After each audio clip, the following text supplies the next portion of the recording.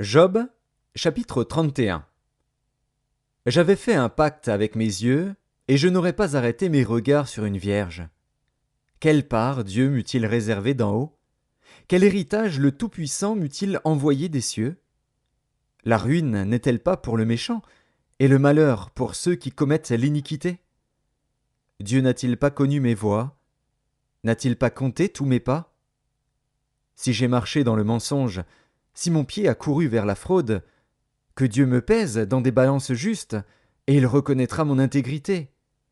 Si mon pas s'est détourné du droit chemin, si mon cœur a suivi mes yeux, si quelque souillure s'est attachée à mes mains, que je sème et qu'un autre moissonne, et que mes rejetons soient déracinés. Si mon cœur a été séduit par une femme, si j'ai fait le guet à la porte de mon prochain, que ma femme tourne la meule pour un autre, et que d'autres la déshonorent. Car c'est un crime, un forfait que punissent les juges. C'est un feu qui dévore jusqu'à la ruine et qui aurait détruit toute ma richesse. Si j'ai méprisé le droit de mon serviteur ou de ma servante lorsqu'ils étaient en contestation avec moi, qu'ai-je à faire quand Dieu se lève?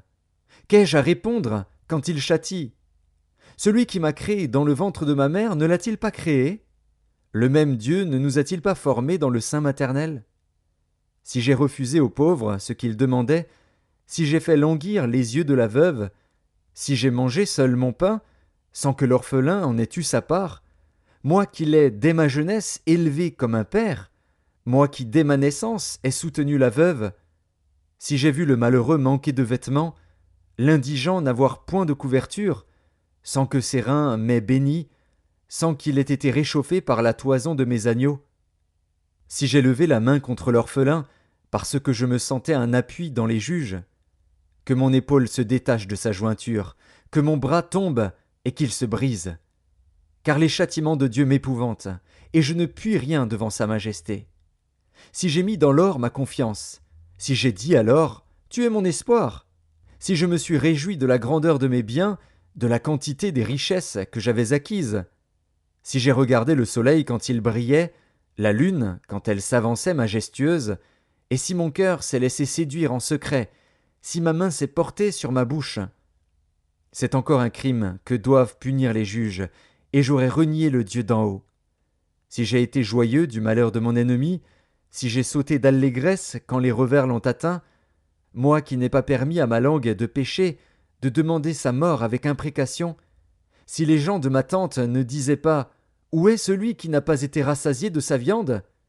Si l'étranger passait la nuit dehors, si je n'ouvrais pas ma porte aux voyageurs, si, comme les hommes, j'ai caché mes transgressions et renfermé mes iniquités dans mon sein, parce que j'avais peur de la multitude, parce que je craignais le mépris des familles, me tenant à l'écart et n'osant franchir ma porte, oh, qui me fera trouver quelqu'un qui m'écoute? Voilà ma défense toute signée. Que le Tout-Puissant me réponde. Qui me donnera la plainte écrite par mon adversaire? Je porterai son écrit sur mon épaule, je l'attacherai sur mon front comme une couronne. Je lui rendrai compte de tous mes pas, je m'approcherai de lui comme un prince. Si ma terre crie contre moi, et que ses sillons versent des larmes, si j'en ai mangé le produit sans l'avoir payé, et que j'ai attristé l'âme de ses anciens maîtres, qu'il y croisse des épines au lieu de froment, et de l'ivraie au lieu de l'orge. Fin des paroles de Job.